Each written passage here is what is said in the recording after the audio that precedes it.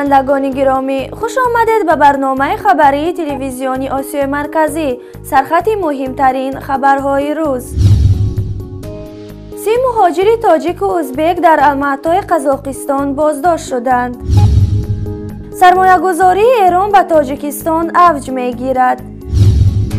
گفت و شنید تاجیکستان و روسیه برای تجارت بدون دلار. تاجیکستان از اختصار احتمالی شماری سربازان روس نگران است. حزب سوسیال دموکرات تاجیکستان در رایپرسی تغییرات به کنستیتوسیا اشتراک نخواهد کرد.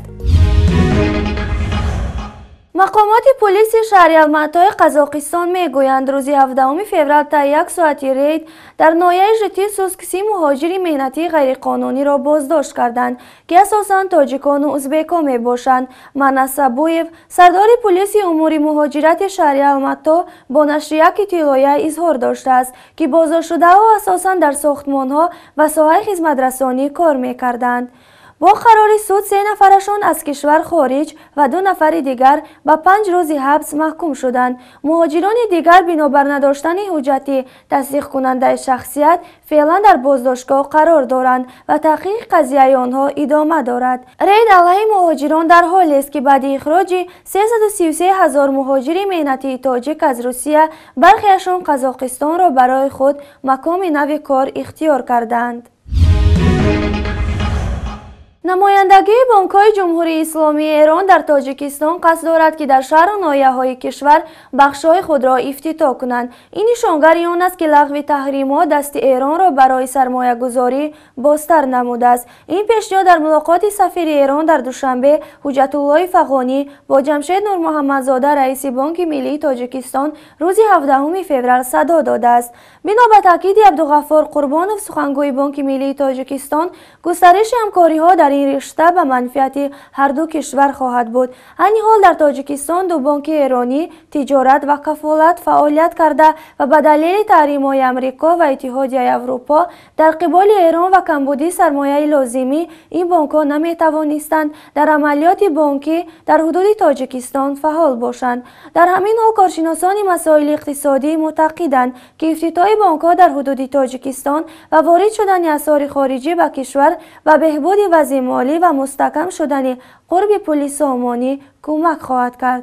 ایران پس از روسیه دومین شریک استراتژیک تاجیکستان محسوب شده. این کشور به اقتصاد تاجیکستان سرمایه زیادی وارد کرده است. از جمله با سرمایه 180 میلیون دلاری ایران نیروگاه سنگتودادو بنیاد و مورد بهره برداری قرار گرفته است.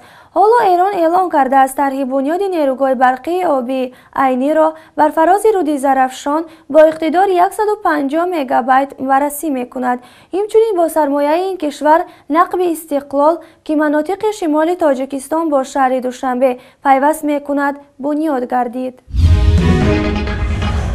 تاجیکستان و روسیه تلاش دارند از حساب برابرکنی‌ها با دلار دست بکشند و تبادل کالا را با ارز ملی راه اندازی نمایند. در این باره سرگئی لیسوفسکی، معاون اول کمیته اگراری شورای فدرالی روسیه، در حاشیه انجمن صاحبکاران تاجیکستان و روسیه در مسکو خبر داده است. لیسوفسکی گفته است که می‌خواهیم از دلار در حساب برابرکنی‌ها دست بکشیم و به ارز ملی بگذاریم. او اظهار باوری کرده است که امکان دارد این مقررات در همین سال جاری شود.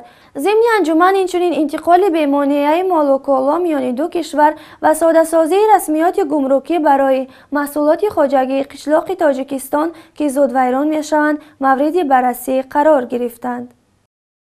انیق گفته ممکن است که حساب برابرکنی بین تاجیکستان و روسیه بدون دلار آمریکایی این به فایده تاجیکستان نیست. زیرا گردش مال و محصولات بین تاجیکستان و روسیه پورا به فایده فدراسیون روسیه است. واردات از روسیه قریب 10 مرتبه زیاد از ایمپورت محصولات تاجیک به روسیه است. یکی از عامل‌های ناگوار در حالت گذشته به این نمود حساب برابرکنی این نااستوار بودن قرب پول روسی می باشد.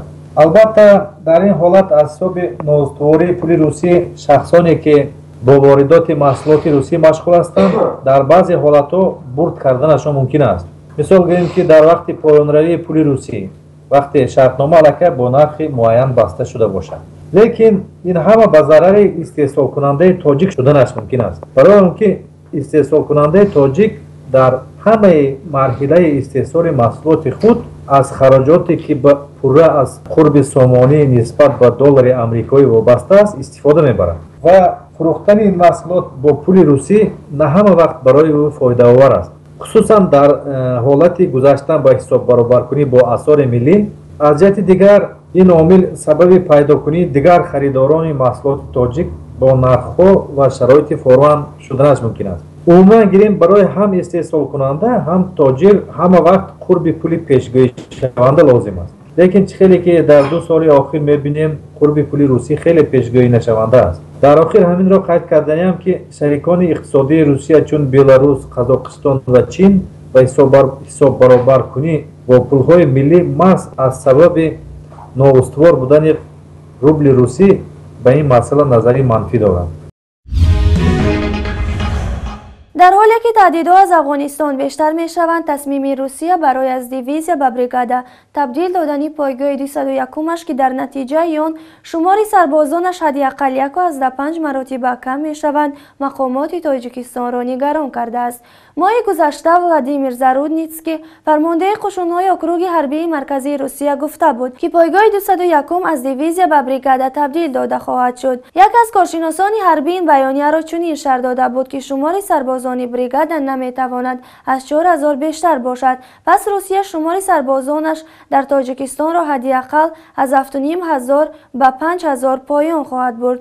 ماه نوامبر سال گذشته پاک 149 پایگاه روسیه از مقرش در کولاب که همگی 40 کیلومتر دورتر از سرحد افغانستان واقع بود و پایگاه لاهور نزدیکی دوشنبه کوچانیده شد. آن زمان مقامات روس گفته بودند این جایبستگی با تاجیکستان هماهنگ شده است و به شمار سربازان و تکنیکای حربی روسیه در تاجیکستان تأثیری نخواهد داشت. یکی از سوالهای اصلی آن باشد که روسیه امروز متوجه خاورمیانه شده است. دویم مشکل با اوکراین دارد. سوم تهدیدهای از اروپا میشوند. بخصوص مثلا از کشورهای غربی بالتیک هم با روسیه خطرهای میرسند. یعنی که روسیه میخواهد که بیشتر با اون نقطه های توجه کند که متوجه آن است. مثلا وارد شدنش با بحران سوریه این خود از روسیه طلب میکند که بخشی از نیروهای نظامی خود را به خاورمیانه انتقال دهد. از سوی دیگر تا حال مشکل میان اوکراین و روسیه راه حل خودش را پیدا نکرده است، بلکه باز هم وضعیت میتواند در آینده نزدیک تیزتر شود. از سوی دیگر پیمان اتلانتیک شمالی همانا تهدید گسترش به سمت قلمرو دارد که روسیه آن را قلمرو منشأهای خود می‌داند. این رو گمان می‌کنم که با همه این سمت‌ها روانه کرد، به خاطر به همین سمت‌ها روانه کردن نیروهایش می‌خواهد که از تاجیکستان از بعضی قسمت‌های دیگر از این نیروهای خودش اختصاص دهد و گمان می‌کنم که روسیه برای تحلیل‌های زیاد به نتیجه رسید که خوف و خطر به تاجیکستان از خودش چندان زیاد نیست. من گمان می‌کنم که خدمات جاسوسی روسیه به این نتیجه رسید، تحلیل‌های روسیه به این نتیجه رسید که اون خوف و خطرهایی که از افغانستان میرسد چندان برای تاجیکستان جدی نیستند. اگر جدی بشدن خوفی زیادتر نداشتن روسیه اجازه نکرد که نیروهایش کاهش دهد. در همین حال یکی از نشریه‌های روسی با تکیه به منابعش در وزارت دفاع این کشور خبر داده است که سربازان روسیه به زودی از شهر قرغان تپه هم کوچ خواهند بست. کارشناسان مسائل آسیای مرکزی ارکادی دوبنوف هدف این تصمیم روسیه را فشار آوردن به مقامات تاجیکستان برای وارد کردنش به اتحاد اقتصادی اوراسیا نامیده است. او گفته است امکان وارد شدن اسلامخواه‌ها از افغانستان چندان بزرگ نیست چون آنجا اساساً طالبان مقام دارند. این را هم در مسکو و هم در دوشنبه میفهمند. بنابراین اینجا بازی به عصب‌ها جریان دارد که عصب کی پیشتر تسلیم خواهد شد، اما کارشناس مسائل امنیتی باباجان شفیع به این گفته راضی نیست. از این که جانبداری نمیکنم چرا که مثلا تاجیکستان هنوز موقعش را مشخص نکرده مثلا نگفت است که ما وارد اتحاد گمرکی میشویم یا نمیشویم، موقعش با مشخص است و روسیه حال مثلا تصمیم نداره یا از تاجیکستان دلخواه شده باشد که این به اتحاد گمرکی همراه نمیشود. مثلا مسئله همراه شدن نشدن تاجیکستان به اتحاد گمرکی باید جدا مورد بررسی قرار نگرفته است. با رهبریت دو کشور این مسئله جدا مورد بحث نداره است. تا جایی که ما می‌بینیم بحث‌هایی که در رسانه‌ها از رسانه‌ها خوندیم، این موضوع میان سروران دو کشور هرچند که مثلا گفتگو شد ولی مورد گفتگو جدی که یا نبوده یا داخل میشوی یا که نمیشوی این گونه‌گاه نوعی که تاجیکستان هم تا حاضر پاسخ نداره که ما این اتحاد همراه نمیشویم. وقتی دست که ما این پیشنهاد رو میآموزیم یعنی حکومت تاجیکستان در صدد مختار است که پاسخی رد داده بشه که بسیار از این دلسرد شده باشد. بینندگان گرامی، اکنون برایتان خبرهای کوتاه‌ترین و مهم جهان را پیشکش می‌نماییم. در قرقیزستان برای آماده کردن خادمان دینی آموزشگاه یا کالج مذهبی تأسیس می شود. در این باره رئیس کمیسیون دولتی دینی قرقیزستان اورازبek مولدالیف هنگام دیدار با پرزیدنت این کشور الماسبek اتامبایف خبر داده است. مولدالیف گفته است که در این آموزشگاه خوانندگان تاریخ دین، فرهنگ دینی و اساسهای دولت دنیوی را خواهند آموخت. پرزیدنت قرقیزستان گفته است باید روند رشد وضع دینی در کشور نظارت شود. تبلیغات نامزدهای دومین دوره انتخابات مجلس شورای اسلامی ایران آغاز شد. بر اساس جدول زمانبندی انتخابات دهمین دوره مجلس شورای اسلامی ایران، تبلیغات انتخاباتی نامزدهای تایید صلاحیت شده از سوی شورای نگهبان قانون اساسی که امروز 18 فوریه آغاز شد. بیش از 6000 نامزد در انتخابات مجلس شورای اسلامی ایران با هم رقابت می‌کنند. تبلیغات نامزدهای دومین دوره انتخابات مجلس شورای اسلامی ایران ساعت 8 صبح روز 25 فوریه 2016 یعنی 24 ساعت قبل از ساعت شروع رأیگیری پایان می‌یابد. رئیس جمهور ترکمنستان در پی بررسی قانون اساسی جدید برای دستیابی به حکومت مدام العمر است. با اطلاع روزنامه انگلیسی The Guardian، کمیسیون برای سطح قربانگلی بردی محمدوف رئیس جمهور ترکمنستان لایحه یک قانون اساسی جدید را ارائه کرده است که دوره رئیس جمهوری را از 5 سال به 7 سال افزایش می‌دهد و محدودیت سنی نامزدهای رئیس جمهوری را برمی‌دارد. طبق قانون اساسی جدید ترکمنستان دیگر محدودیت برای تعداد دوره‌های رئیس جمهوری وجود نخواهد داشت. در جماعت دهات راحتی ناحیه رودکی تاجیکستان 5 مسجد 5 وقته بسته شدند. بنا به اطلاع ساکنان جماعت مذکور، مسجدهای بسته شده که برای 5 وقت نماز مقرر شده بودند از طرف کمیته دولتی امنیتی ملی و مؤسسه‌های تا مکتبی و فرهنگی تبدیل داده شدند. ساکنان میگویند که مسجدها سالهای اخیر از طرف صاحبکاران محلی ساخته شده بودند. حزب سوسیال دموکرات تاجیکستان به رهبری رحمتالله ظاهرов اعلام کرد که تغییر ایلاوه‌ها به قانون اساسی کشور را قبول ندارد و از کمیسیون مرکزی انتخابات خواسته است که به هیئت کمیسیون درباره آمادگی و برگزاری رایپرسی اعضای این حزب را وارد نکند. این اظهارات روز 17 فوریه از نام ظاهرov در شبکه اجتماعی فیسبوک نشر شده است. در یک جلسه ویژه کمیسیون مرکزی انتخابات و رایپرسی که روز 15 فوریه در شهر دوشنبه برگزار گشت، 68 حوزه انتخاباتی در قلمرو کشور رسما تأسیس داده شد.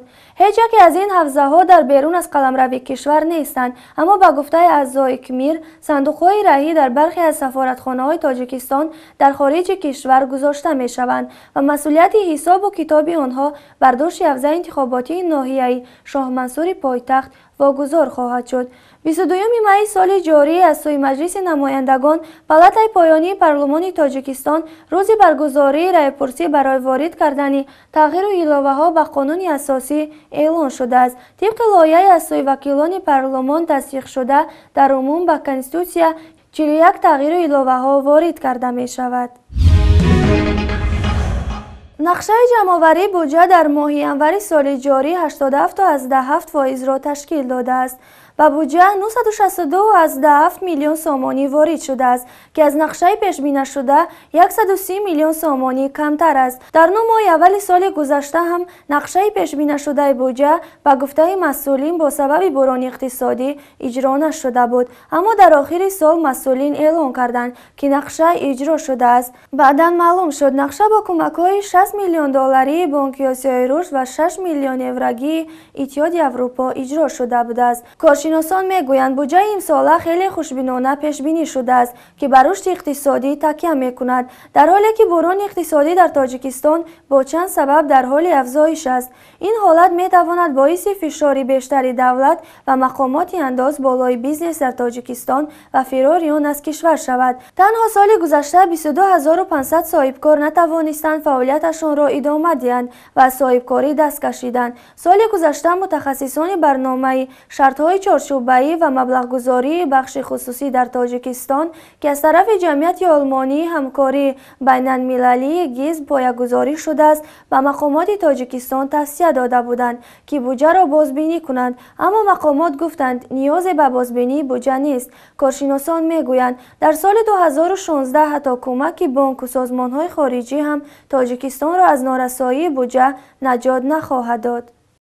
امسال نیز از روی پیشگویی‌های اقتصادی اکسپرت‌هایی که جهانی تمام همسایه کشورهایی که ما بگیم که دو مناسبت همکاری وی داریم، در حقیقت امسال بگیم که بلندترین خلای بحران اقتصادی هست. سال 2016 در حقیقت امسال نیز از روی این نقشه ها چاره‌بینی ها دوام میکند. آن چیزایی که امروز ما ممکن است تعمیر دست کشیده میتوانیم، آن چیزایی که ما میتوانیم از خرید میبل ها، آن چیزایی که تماما ما از جانب حکومت جمهوری تاجیکستان خریدی ماشین های خدمت رسانی من کرده شده. بغیر از این ساختمان های بگیم که نه آن درجه مهمی که وای بود آنها را بگیم که به انجام نرساندند. در دایره چنین چاره‌بینی ها به انجام رسانیده شدند.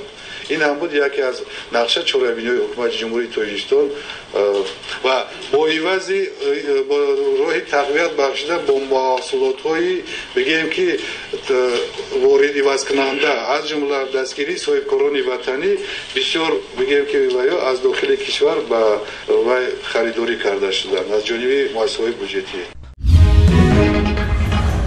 بینندگان گرامی، این بود چند خبرهای مهم روز که برایتان پیشکش نمودیم. سعادتمند و پیروز باشید. خدا حافظ.